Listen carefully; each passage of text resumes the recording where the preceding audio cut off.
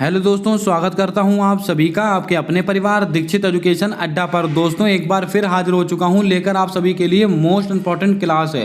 दोस्तों सबसे पहले आपकी जानकारी के लिए बता दें, अभी तक हम जो एसएससी सीएचएसएल का एनालिसिस कर रहे थे, अब दोस्तों वो एनालिसिस हम केवल शाम वाली क्लास के अंदर करने वाले हैं। यानी कि आपसे पहली शिफ्ट की परीक्षा में, दूसरी शिफ्ट की, तीसरी शिफ्ट की, चौथी शिफ्ट की परीक्षा में जितने भी सवाल पूछे जाएंगे, सारे सवाल आपको मैं शाम वाली क्लास के अंदर एनालिसिस करवाने वाला हूं।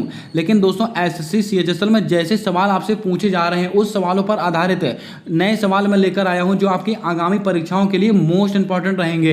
अगर आप एसएससी सीएचएसएल का एग्जाम देने वाले हैं तो इस क्लास को मिस मत कीजिएगा। सारे सवाल मैं दोस्तों एसएससी सीजीएल में पूछे गए सवाल और एसएससी एमटीएस में पूछे गए सवालों पर आधारित लेकर आया हूं। इन सवालों को मिस मत कीजिएगा, 100% आपकी परीक्षा में आपको नंबर दिलाएंगे सवाल। आइए दोस्तों शुरू करते हैं आज की क्लास, देखते हैं अपने सारे महत्वपूर्ण सवाल। हमसे पहला सवाल पूछा गया कि नवरेह नृत्य का संबंध किस राज्य से है? जम्मू कश्मीर, उड़ीसा, सिक्किम, कर्नाटक। दोस्तों आपको याद होगा नवरेह महोत्सव ये दोस्तों कहाँ का है? जम्मू कश्मीर। तो आपका राइट आंसर क्या हो जाएगा? जम्मू कश्मीर आपका सही जवाब होगा, इसको आप ध्यान में रखें। अब दोस्तों ऑप्शंस को लेकर बातें कर लेते हैं। अगर आपको याद होगा सिक्किम, सिक्किम में दोस्तों लोसांग फेस्टिवल मनाते हैं। कौन सा? लोसांग। अगर आपसे पूछ लिया जाए लोसांग फेस्टिवल कहाँ का है? सिक्किम का है। कर्नाटक, कर्नाटक का दोस्तों है करगा। करगा दोस्तों कहाँ कर लेते हैं? कर्नाटक। और दोस्तों एक दोस्तों आपको याद होगा भूतकोला, भूतकोला। और दोस्तों एक है यक्षगान। इन सबका संबंध दोस्तों कहाँ से? इन सबका संबंध है कर्नाटक से। ये बात भी आपको ध्यान में रखनी है, अच्छे सवाल हैं। चलिए बढ़ते हैं नेक्स्ट क्वेश्चन की ओर। हमारा नेक्स्ट क्वेश्चन पूछा गया था कि भारत में गरीबी रेखा का आकलन कौन करता है? ये सारे सवाल एसएससी सीजीएल, एसएससी एमटीएस और दोस्तों एसएससी जीडी से उठाए गए हैं। सारे सवाल आप चेक कर सकते हो, वहीं से आपसे पूछे गए हैं। दोस्तों राष्ट्रीय सांख्यिकी आयोग करता है, गरीब नीति आयोग करता है, खादी ग्राम उद्योग आयोग करता है, स्वास्थ्य एवं परिवार कल्याण मंत्रालय करता है। दोस्तों भारत में गरीबी रेखा का आकलन कौन करता है? तो आपको ध्यान में रखना है नीति आयोग। आपका सही जवाब हो जाएगा ऑप्शन नंबर बी। अगर हम नीति आयोग की बात करें तो आपको याद होगा इसकी स्थापना कब हुई थी? 1 जनवरी 2015 को नीति आयोग की स्थापना हुई थी। और इसके अध्यक्ष कौन होते हैं? स्वयं प्रधानमंत्री जी होते हैं। और इसके वर्तमान में उपाध्यक्ष कौन है? सुमन बेरी। कौन है? सुमन बेरी। ये जवाब भी आपको याद रखना है। और दोस्तों वर्तमान में इसके सीईओ यानी कि दोस्तों कार्यकारी अधिकारी कौन है? VVR Subrahmanyam. VVR Subrahmanyam, VVR Subrahmanyam इसके वर्तमान में कार्यकारी अधिकारी हैं। ये बात भी आपको ध्यान में रखनी है, अच्छा सवाल है।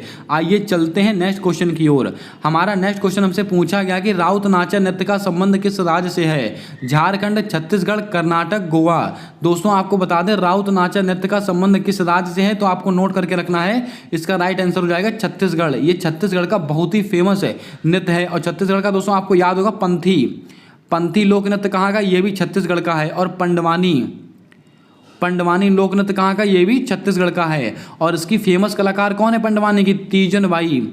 ये सब सवाल आपकी परीक्षाओं में पूछे गए प्रश्न हैं, इनको आप नोट करते चलें। अगर हम बात करें झारखंड, सरहुल फेस्टिवल, सरहुल फेस्टिवल कहाँ का है? झारखंड का है। अब दोस्तों गोवा की बात आई है तो सिग्मो फेस्टिवल। कौन सा? सिग्मो फेस्टिवल कहाँ का है? गोवा का है। और दोस्तों आपको याद होगा साओ जोआओ। कौन सा दोस्तों?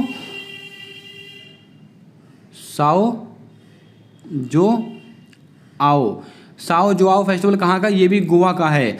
कमेंट करके बताएं लाई हरोबा फेस्टिवल का संबंध किस राज्य से है? आपकी परीक्षा में सवाल पूछा भी गया है, जल्दी से इसका जवाब आपको कमेंट कर देना है। आइए बढ़ते हैं नेक्स्ट क्वेश्चन की ओर। हमारा नेक्स्ट क्वेश्चन पूछा गया कि तत्वबोधिनी सभा की स्थापना कब की गई थी? 1828, 1839, 1875, 1867। कल आपके एसएससी सीएचएसएल में आर्य समाज और दोस्तों ब्रह्म समाज से सवाल बना था। तैयार हो जाइए दोस्तों महत्वपूर्ण समाज को लेकर। तत्वबोधिनी सभा इसकी स्थापना कब हुई थी? वर्ष 1839। आपका राइट आंसर होगा ऑप्शन नंबर बी। अगर हम बात करें 1828, इसको क्या हुआ था? ब्रह्म समाज की स्थापना। क्या हुआ था? ब्रह्म समाज की स्थापना हुई थी 1828 में। और किसने की थी? राजा राम मोहन राय। और 1829 ये तारीख भी आपको याद होगी। इसमें क्या हुआ था? सती प्रथा का अंत किसने किया था? William Bentinck. विलियम बेंटिक इनके द्वारा दोस्तों सती प्रथा का अंत किया गया था। किसकी सिफारिश पर दोस्तों? राजा राम मोहन राय की सिफारिश पर। अब दोस्तों कमेंट करके बताएं आत्मीय सभा कौन सी दोस्तों? आत्मीय सभा, इसकी स्थापना कब हुई थी? मैंने कल भी ये सवाल आपको नोट कराया था। अगर हम बात करें 1875, आर्य समाज, कौन सा समाज है? आर्य समाज। आर्य समाज की स्थापना कब हुई थी? 1875 में हुई थी। किसके द्वारा की गई थी? स्वामी दयानंद सरस्वती। और दोस्तों वेदों की ओर लौटो किसने कहा था? स्वामी दयानंद सरस्वती। और सत्यार्थ प्रकाश किसकी रचना है? स्वामी दयानंद सरस्वती। ये 3 सवाल आपको और याद रखने हैं। अगर हम बात करें 1867, प्रार्थना समाज, प्रार्थना समाज, प्रार्थना समाज की स्थापना किसने की थी? आत्माराम पांडुरंग ने की थी। कब की थी? 1867 में। अब दोस्तों आपको एक समाज और याद होगा, सत्यशोधक समाज। इसकी स्थापना किसने की थी? महात्मा ज्योतिबा फुले। और सत्यशोधक समाज कहाँ का समाज है? तो आपको दोस्तों याद होगा ये महाराष्ट्र का समाज है। मैंने आपसे सवाल पूछा है आत्मीय सभा, इसकी स्थापना कब हुई थी? 1815 में हुई थी आत्मीय सभा की स्थापना। और किसने की थी? राजा राम मोहन राय। ये सवाल भी आपको नोट करने हैं। दोस्तों आज की क्लास आप अटेंड करके देखिए, आप खुद कहेंगे कि हाँ सवाल आपकी परीक्षाओं में जैसे पूछे जा रहे हैं हूबहू वैसे सवाल रखे गए हैं। ये सारे सवाल आपके एसएससी एमटीएस में पूछे गए सवाल हैं। और लास्ट में बहुत ही इंपॉर्टेंट इन्फॉर्मेशन आपको देने वाला हूं, आपकी परीक्षाओं को ध्यान में रखते हुए उस इन्फॉर्मेशन को आप जरूर सुनकर जाइएगा। आइए चलते हैं नेक्स्ट क्वेश्चन की ओर। हमारा नेक्स्ट क्वेश्चन पूछा गया कि 2011 की जनगणना के अनुसार दूसरा अल्पसंख्यक धर्म कौन सा है? हिंदू, मुस्लिम, सिख, ईसाई। दोस्तों आपको बता दें 2011 की जनगणना के अनुसार दूसरा अल्पसंख्यक धर्म कौन सा था? तो आपको आंसर में दोस्तों क्या लगाना है? दोस्तों ईसाई। आपको ऑप्शन नंबर डी बिल्कुल सही जवाब होगा। अगर यही आपसे पहला पूछ लेता, पहला कौन सा था? पहला था दोस्तों मुस्लिम, दूसरा कौन सा था? ईसाई, तीसरा कौन सा था? सिख। ये बात आपको याद रखनी है, बहुत ही महत्वपूर्ण सवाल है आपकी परीक्षा को लेकर। दोस्तों सवाल आपके एमटीएस में पूछे गए सवाल हैं। आइए चलते हैं नेक्स्ट क्वेश्चन की ओर। हमारा नेक्स्ट क्वेश्चन आपसे पूछा गया कि केंद्रक तथा कोशिका झिल्ली के मध्य पदार्थ पाया जाता है उसको क्या कहते हैं? साइटोप्लाज्मा, साइटोप्लाज्म, माइटोकॉन्ड्रिया, क्लोरोप्लास्ट या गोल्जी काय। दोस्तों आपको बता दें केंद्रक और कोशिका झिल्ली के मध्य जो पदार्थ पाया जाता है उसको कहते हैं साइटोप्लाज्म। आपका ऑप्शन नंबर ए बिल्कुल राइट आंसर हो जाएगा। इसको भी आपको याद रखना है। ये सब सवाल बहुत ही महत्वपूर्ण सवाल हैं। अगर हम बात करें माइटोकॉन्ड्रिया, आपको याद होगा इसकी खोज किसने की थी? अल्टमैन ने की थी। किसने की थी? अल्टमैन। माइटोकॉन्ड्रिया की खोज की थी अल्टमैन। और इसको दोस्तों power house of the cell कहा जाता है। कोशिका का ऊर्जा गृह यानी कि बिजली गृह कहा जाता है। आपको याद होगा ये सब सवाल।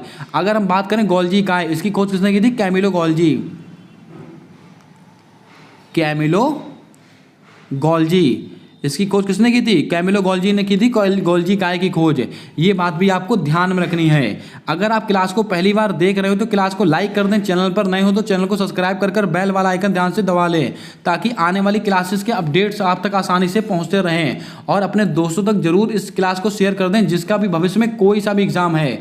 अगर आप SSC CHSL, SSC MTS, SSC CGL tier 2 कोई सा भी एग्जाम देने वाले हो तो इस क्लास को मिस मत कीजिएगा। इसके 1 लाइनर नोट्स आप अपनी कॉपी में बनाकर रखिएगा, आपको बहुत फायदा मिलने वाला है। दोस्तों सवाल पूछा गया था कि किस पहले संगीतकार को भारत रत्न प्राप्त हुआ है? लता मंगेशकर, आशा भोसले, सुब्बू लक्ष्मी, मोहम्मद रफ़ी। तो दोस्तों इसका राइट आंसर आपका था सुब्बू लक्ष्मी, आपका राइट आंसर था। ऑप्शन नंबर सी बिल्कुल सही जवाब होगा। अगर हम बात करें लता मंगेशकर, इनको भारत रत्न कब दिया गया? वर्ष 2001 में। वर्ष 2001 में इनको भारत रत्न दिया गया था। और दोस्तों आपको याद होगा ये सवाल आपके एसएससी सीएचएसएल में पूछा भी गया है। अगर हम बात करें सुब्बू लक्ष्मी, इनको दोस्तों ये पहली संगीतकार थी जिनको भारत रत्न प्रदान किया गया था। आइए चलते हैं नेक्स्ट क्वेश्चन की ओर। अगला क्वेश्चन हमसे पूछा गया कि मुद्रा योजना में, दोस्तों सरकार की जो योजना है मुद्रा योजना, इसके अंदर एम का क्या अर्थ होता है? Micro, monetary, mutual, mini. दोस्तों ये सवाल भी आपके एसएससी एमटीएस का सवाल है। और दोस्तों इसका अर्थ होता है माइक्रो। तो आपके ऑप्शन में माइक्रो बिल्कुल सही आंसर है। इसको भी आपको ध्यान में रखना है। ये सवाल बहुत ही महत्वपूर्ण सवाल है। चलिए बढ़ते हैं नेक्स्ट क्वेश्चन की ओर। छठ पूजा निम्नलिखित में से किस भगवान को समर्पित है? भगवान इंद्र, भगवान शिव, भगवान सूर्य, भगवान विष्णु। दोस्तों आपको बता दें छठ पूजा इसका संबंध किस भगवान से है? भगवान सूर्य से है। तो आपको ऑप्शन नंबर सी बिल्कुल राइट आंसर हो जाएगा। इसको आप ध्यान में रखें। आपको याद होगा मोहिनी अट्टम, मोहिनी अट्टम, मोहिनी अट्टम। दोस्तों ये किस भगवान को समर्पित है? ये दोस्तों भगवान विष्णु को समर्पित है, आपको याद होगा। और दोस्तों कल्याणी अम्मा, कल्याणी अम्मा, इनका संबंध दोस्तों किससे है? मोहिनीअट्टम से है। इसको आप अपने आप से एक बार रीचेक कर लेंगे। आइए चलते हैं नेक्स्ट क्वेश्चन की ओर। हमारा नेक्स्ट क्वेश्चन पूछा गया था कि मेरी पॉलिसी मेरा हाथ अभियान किसके द्वारा लॉन्च किया गया? सामाजिक न्याय एवं अधिकारिता मंत्रालय, वाणिज्य एवं उद्योग मंत्रालय, कृषि एवं किसान मंत्रालय, पृथ्वी एवं विज्ञान मंत्रालय। दोस्तों आपको बता दें, मेरी पॉलिसी मेरा हाथ अभियान किसके द्वारा लॉन्च किया गया था? कृषि एवं किसान मंत्रालय। आपको ऑप्शन नंबर सी बिल्कुल सही जवाब होगा, इसको आप ध्यान में रखेंगे। अच्छा सवाल था, आपकी परीक्षाओं में पूछा गया प्रश्न है। आइए चलते हैं नेक्स्ट क्वेश्चन की ओर। दोस्तों हमारा अगला क्वेश्चन पूछा गया है कि गुलाबो सपेरा नृत्य का संबंध किस राज्य से है? कर्नाटक, राजस्थान, झारखंड, मिजोरम। दोस्तों आपको बता दें, गुलाबो सपेरा नृत्य का संबंध है आपके राजस्थान से। आपको ऑप्शन नंबर बी बिल्कुल सही जवाब होगा। अगर हम बात करें राजस्थान तो गणगौर फेस्टिवल दोस्तों कहाँ का? ये भी राजस्थान का है। गरवी लोक नृत्य कहाँ का? ये भी राजस्थान का है। कालबेलिया लोक नृत्य कहाँ का? ये भी राजस्थान का है। ये सब सवाल आपको याद रखने हैं। झारखंड का दोस्तों सरहुल हमने डिस्कस कर लिया है। मिजोरम चापचार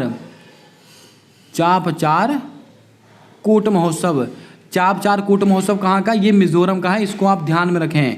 अगला क्वेश्चन पूछा गया कि पहला ग्रैमी अवार्ड किस प्रथम भारतीय को दिया गया था? लगाइएगा स्टार, आपकी परीक्षा का सबसे महत्वपूर्ण सवाल आपसे पूछा गया था। पंडित बिरजू महाराज को, रविशंकर को, बालकृष्ण दोषी को, जाकिर हुसैन को। दोस्तों आपको बता दें, पहला ग्रैमी अवार्ड किसको प्राप्त हुआ था? ये दोस्तों पंडित रविशंकर को मिला था। आपको ऑप्शन नंबर बी बिल्कुल राइट आंसर होगा। अब आपका दोस्तों दायित्व बनता है कमेंट करके बताएं कि पंडित रविशंकर का संबंध किस वाद्य यंत्र से है। इसका जवाब आपको कमेंट कर बताना है। अगर हम बात करें पंडित बिरजू महाराज और सितारा देवी लच्छू महाराज, कौन दोस्तों? लच्छू महाराज। इनका संबंध किससे? इनका संबंध दोस्तों कथक से इनका संबंध है। ये बात भी आपको ध्यान में रखनी है। बालकृष्ण दोषी दोस्तों पहले भारतीय थे जिनको दोस्तों कौन सा पुरस्कार मिला था? ये दोस्तों इनको पृथ्वीशर पुरस्कार मिला था। अगर आपसे सवाल पूछा जाए ऐसे कौन है दोस्तों जिनको पृथ्वीशर पुरस्कार पहली बार मिला है, तो आपको दोस्तों नाम याद रखना है बालकृष्ण दोषी। और दोस्तों इनको रॉयल गोल्ड मेडल भी मिला है। रॉयल गोल्ड मेडल 2022 का रॉयल गोल्ड मेडल किसको मिला है? बालकृष्ण दोषी को मिला है। और जाकिर हुसैन का संबंध किससे? तबला वादक। और दोस्तों आपको याद होगा वर्ष 2022 में 6 लोगों को पद्म विभूषण पुरस्कार मिला है। तो आपसे क्वेश्चन पूछा सकता है कि 2022 में पद्म विभूषण पुरस्कार कितने लोगों को मिला है? 6 लोगों को, जिसमें दोस्तों जाकिर हुसैन और बालकृष्ण दोषी ये दोनों लोग शामिल हैं। ये बात भी आपको ध्यान में रखनी है। चलिए बढ़ते हैं नेक्स्ट क्वेश्चन की ओर। हमारा नेक्स्ट क्वेश्चन पूछा गया कि सरकार द्वारा गर्भपात की अवधि बढ़ाकर कितनी कर दी गई है? 18 से 20 सप्ताह, 20 से 22 सप्ताह, 20 से 24 सप्ताह और 22 से 24 सप्ताह। दोस्तों आपको बता दें, सरकार के द्वारा गर्भपात की जो अवधि है इसको बढ़ाकर दोस्तों कर दिया गया 20 से 24 सप्ताह। यही आपका राइट आंसर हो जाएगा। ऑप्शन नंबर सी बिल्कुल आपका सही जवाब होगा। इसको भी आपको ध्यान में रखना है। नेक्स्ट क्वेश्चन पूछा गया कि भारत मानक देशांतर रेखा किस राज्य से होकर गुजरती है?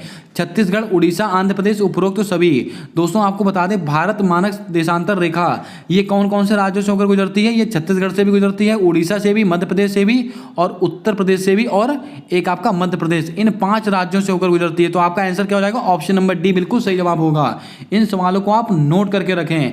अब दोस्तों अगर आपसे पूछ लिया जाता है कर्क रेखा कितने राज्यों से होकर गुजरती, तो आपको याद होगा 8 राज्यों से होकर गुजरती है। लेकिन वो 8 नाम हैं कौन कौन से, ये दोस्तों याद कर पाना अपने आप में बहुत ही पेचीदा काम है। तो इसके लिए एक ट्रिक मैंने बनाई है, वो ट्रिक मैं आपको बताता हूँ। ये ट्रिक कभी मत भूलना आप। क्या है दोस्तों? गुराम छज्जा पत्र मिला। ये दोस्तों खुद से बनाई गई ट्रिक है। कहीं पर भी आप सर्च कीजिएगा आपको ये ट्रिक नहीं मिलेगी। केवल दोस्तों खुद से बनाई गई ट्रिक है। गुराम छज्जा पत्र मिला। दोस्तों गु से गुजरात, रा से राजस्थान, मा से मध्य प्रदेश, झा से छा से छत्तीसगढ़, झा से झारखंड, पा से पश्चिम बंगाल, त्रा से त्रिपुरा, मी से मिजोरम और ला साइलेंट है। ला का कोई मतलब नहीं यहाँ पर है। तो दोस्तों कितने राज्य हो गए आप गिन सकते हैं, पूरे 8 राज्य हैं। लेकिन सबसे बड़ी बात ये दोस्तों एक एक क्रम में लगे हुए राज्य हैं। आपसे कई बार इनका क्रम पूछ लिया जाता है। तो दोस्तों ये ट्रिक याद कर लीजिएगा, आपको क्रम याद नहीं रखना पड़ेगा और दोस्तों आपको सारे राज्यों के नाम भी याद हो जाएंगे। कमेंट करके बताएं कैसी लगी ये ट्रिक। अगर ट्रिक पसंद आई है तो दिल से लाइक कीजिएगा। आइए चलते हैं नेक्स्ट क्वेश्चन की ओर। हमारा नेक्स्ट क्वेश्चन पूछा गया था कि सरस्वती सेन का संबंध किस नृत्य से है? कथक, कथकली, मोहिनीअट्टम, भरतनाट्यम। क्या होगा आपका सही जवाब? जल्दी से बताएं। दोस्तों सरस्वती सेन इनका संबंध है कथक से। आपको ऑप्शन नंबर ए बिल्कुल सही जवाब होगा, इसको भी आपको याद रखना है। सारे सवाल मोस्ट इंपॉर्टेंट सवाल हैं। अगर हम बात करें दोस्तों मोहिनीअट्टम तो कल्याणी अम्मा, अभी मैंने आपको बताया। भरतनाट्यम से दोस्तों रुक्मणी देवी अरुणडेल, और दोस्तों मल्लिका साराभाई, इस नाम को आप याद करें, मल्लिका साराभाई। वैसे तो दोस्तों मृणालिनी साराभाई, कौन से दोस्तों? मृणालिनी साराभाई, इनका संबंध भी दोस्तों भरतनाट्यम से है। लेकिन दोस्तों मल्लिका साराभाई, इनका संबंध भी भरतनाट्यम से है, और दोस्तों ये कुचिपुड़ी से भी संबंधित है मल्लिका साराभाई। ये बात आपको याद रखनी है। अगर आपके ऑप्शन में भरतनाट्यम ना देखे रखा हो, कुचिपुड़ी देखे रखा हो, तो वो आपका राइट आंसर हो जाएगा। इन सब बातों का आपको ध्यान में रखना है। आइए चलते हैं नेक्स्ट क्वेश्चन की ओर। नेक्स्ट क्वेश्चन पूछा गया कि तुजुक ए जहांगीरी के लेखक कौन है? हर्षवर्धन है, इब्न बतूता है, जहांगीर है, ह्वेनसांग है। तुजुक ए जहांगीरी, दोस्तों इनके लेखक कौन है? तो आपको दोस्तों याद करके रखना है इब्न बतूता। आपको ऑप्शन माफ कीजिएगा दोस्तों, ये जहांगीर है। कौन है? जहांगीर आपका राइट आंसर होगा। तुजुक ए जहांगीरी किसकी पुस्तक है? ये दोस्तों जहांगीर की पुस्तक है, इसको भी आप याद रखें। अगर बात करें इब्न बतूता, इब्न बतूता की पुस्तक कौन सी है? रहेला। रहेला किसकी पुस्तक है? Ibn Battuta. और कल आपके सवाल में, परीक्षा में सवाल आया था कि इब्न बतूता कहाँ का निवासी था? मोरक्को। इब्न बतूता कहाँ का निवासी था? मोरक्को का निवासी था। हर्षवर्धन, इनके दोस्तों इनकी है पर रत्नावली, रत्नावली, ये पुस्तक किसकी है? हर्षवर्धन की पुस्तक है, इसको भी आप याद कर लें। बढ़ते हैं नेक्स्ट क्वेश्चन की ओर। जगदीश सिंह निम्नलिखित में से किससे संबंधित है? वायलिन वादक है, मृदंगम वादक है, गजल गायकी हैं, चिकित्सा से हैं। दोस्तों आपको बता दें जगदीश सिंह ये बहुत ही फेमस गजल गायकी हैं। तो आपको ऑप्शन में ऑप्शन नंबर सी बिल्कुल राइट आंसर होगा, इसको भी आपको याद रखना है। अगर हम बात करें दोस्तों चिकित्सा दोस्तों आपको याद होगा, इस बार चिकित्सा के क्षेत्र में दोस्तों नोबेल प्राइज किसको मिला है? 2022 वाला 2022 वाला नोबेल पुरस्कार किसको मिला चिकित्सा के क्षेत्र में? तो दोस्तों आपको याद होगा स्वांते पावो, ये चिकित्सा को नोबेल मिला है, इसको भी आप याद कर लें, सवाल परीक्षा में बन सकता है। चलिए बढ़ते हैं नेक्स्ट क्वेश्चन की ओर। हमारा अगला क्वेश्चन पूछा गया कि मकर संक्रांति को माघ साजी किस राज्य में कहते हैं? दोस्तों आपको याद होगा मकर संक्रांति को अलग अलग राज्यों में अलग अलग नाम से जानते हैं, गुजरात, तमिलनाडु, असम, हिमाचल प्रदेश। तो दोस्तों आपको मैंने कई बार बताया है मकर संक्रांति को माघ साजी कहा जाता है? हिमाचल प्रदेश में कहा जाता है। गुजरात में क्या कहते हैं? उत्तरायण कहते हैं गुजरात में। तमिलनाडु में दोस्तों कहते हैं पोंगल, असम में कहते हैं बिहू। ये बातें आप लिख लें, आपकी परीक्षा में बहुत ही महत्वपूर्ण दोस्तों रोल प्ले करने वाली हैं। और उत्तर भारत में कहते हैं खिचड़ी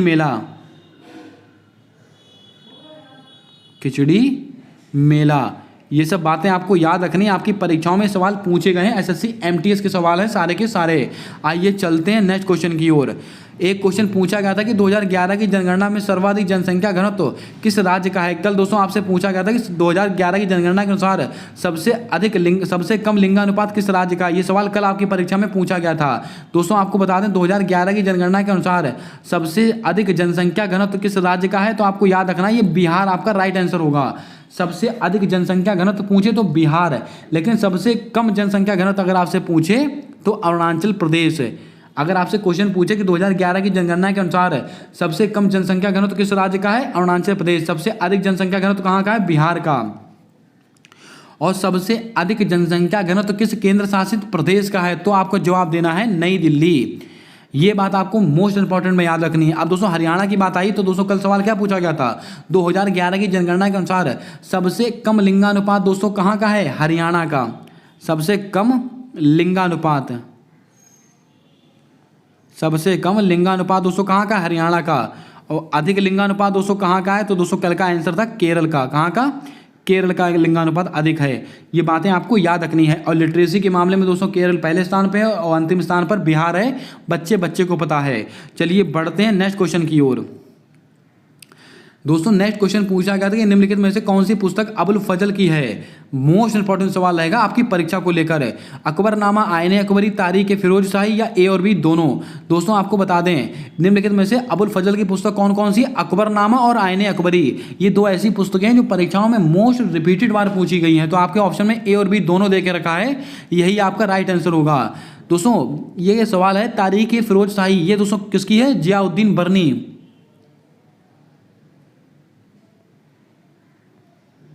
जियाउद्दीन बरनी। ये दोस्तों इनकी पुस्तक है। कौन सी दोस्तों? तो आपको याद है तारीख फिरोज शाही। इसको आप नोट कर लें, ये सवाल भी आपके एमटीएस में पूछा गया प्रश्न है। बढ़ते हैं आज के अगले और अंतिम सवाल की ओर। हमारा अगला और अंतिम सवाल पूछा गया कि अल्पसंख्यकों की भाषा तथा शिक्षा से संबंधित अनुच्छेद कौन सा है। 3 से 4 बार ये सवाल आपके एमटीएस में पूछा गया था, आप उठाकर चेक कर सकते हैं। अनुच्छेद 29, 30, 28 ए और बी दोनों। दोस्तों आपको बता दें, अल्पसंख्यकों की अगर बात करें, इनकी शिक्षा की बात करें, इनकी दोस्तों भाषा की बात करें, तो आपको आर्टिकल नंबर 29 और 30 पर दोस्तों आंसर मारना है। तो आपके ऑप्शन क्या होंगे? ए और बी दोनों। आपको ऑप्शन नंबर 29 और 30 सही जवाब होगा। अनुच्छेद 28 में दोस्तों क्या है? तो आपको याद होगा अनुच्छेद 25 से 28, इसमें क्या है? धार्मिक स्वतंत्रता का अधिकार। ये सवाल दोस्तों, ये सवाल आपसे ऐसे पूछे जा रहे हैं। अब आपके होमवर्क का सवाल है, जल्दी से बताएं, पोषण संबंधी अधिकार कौन सा? पोषण संबंधी अधिकार कौन से अनुच्छेद में दिया गया है? इसका जवाब आपको कमेंट कर बताना है। अब दोस्तों सबसे महत्वपूर्ण जो इन्फॉर्मेशन है मैं आपको बताने वाला हूं।